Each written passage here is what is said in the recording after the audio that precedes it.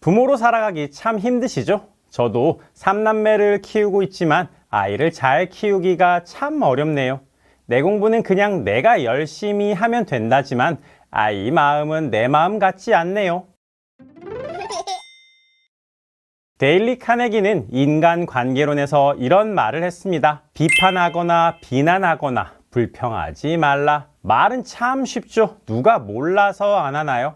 쉽게 들리면서도 행동으로 옮기기는 어려운 이 말에 대해 생각해 보려고 합니다. 아이들이 점점 커가면서 저도 고민이 많이 되더라고요.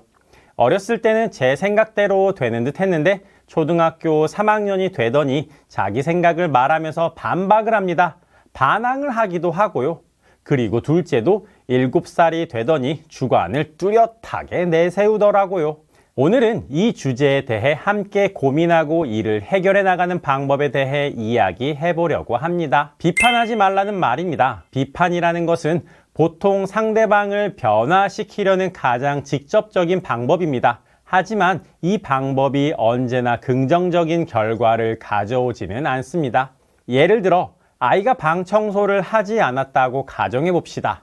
왜 방 청소를 안 해? 너 정말 게으르다. 그냥 피곤해서 방 청소도 못해? 너 진짜 게으르다. 이런 비판을 받은 아이는 순간적으로 부모의 말에 귀를 기울이고 방 청소를 할 수 있지만 그것은 잠깐의 현상일 뿐입니다. 비판이 계속될수록 아이는 점점 마음을 닫고 자신이 부모님에게 인정받지 못하는 것에 대한 부정적인 감정을 갖습니다.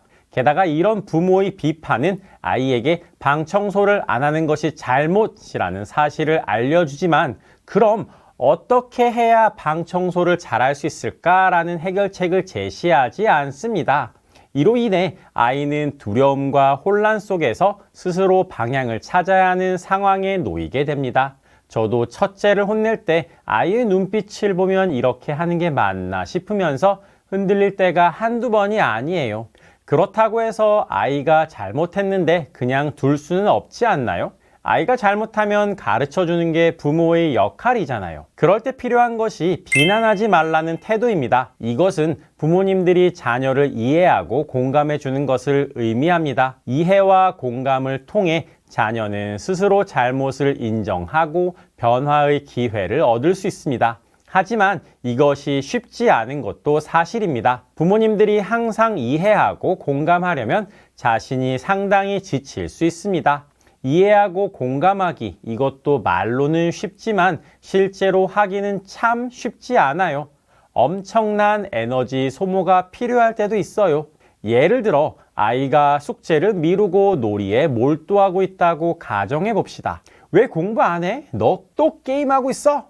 그냥 좀 더 하고 할 거야. 또? 언제까지 미룰 거야? 게임만 하면 뭐가 좋아? 그냥 재미있어서 공부를 안 해? 이게 무슨 말이야? 너 정말 무책임하다. 이런 비난을 받은 아이는 부모님의 말에 불편함을 느끼며 스스로를 변화시키는 것보다는 부모님의 말을 피하려고 할 수 있습니다.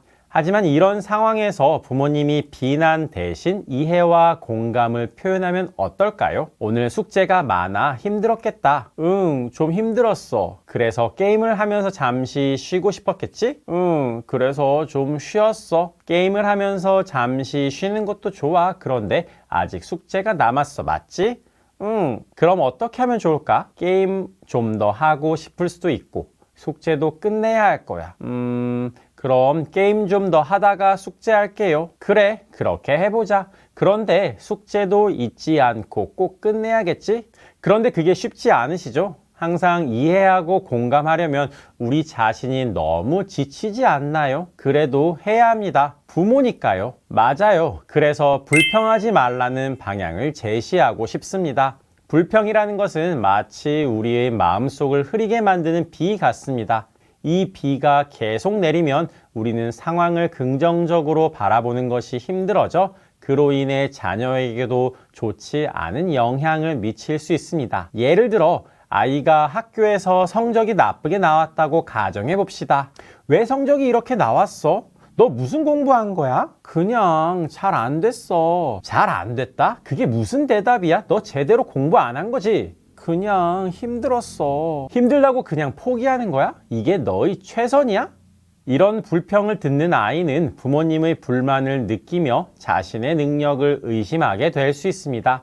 그리고 부모도 불평의 말을 하면서 점점 더 상처 주는 말을 하게 되고요.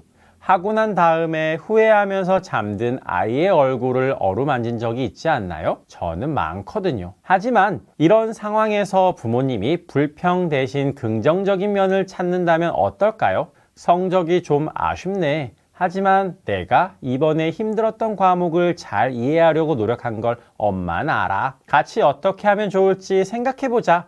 라는 말을 한다면 아이는 부모님의 긍정적인 마음을 느낄 수 있습니다. 오늘 우리는 비판하거나 비난하거나 불평하지 말라는 말에 대해 이야기해 보았습니다. 그리고 그 대안으로 이해와 공감 그리고 긍정적인 마음가짐을 택하는 방법에 대해 알아보았습니다. 여러분, 이 원칙을 지키는 것은 쉽지 않지만 그만큼 값진 변화를 가져올 수 있습니다. 여러분의 노력이 자녀에게 긍정적인 변화를 가져다 주길 바라며 오늘도 대한민국의 모든 부모님들 힘내시길 바랍니다. 감사합니다.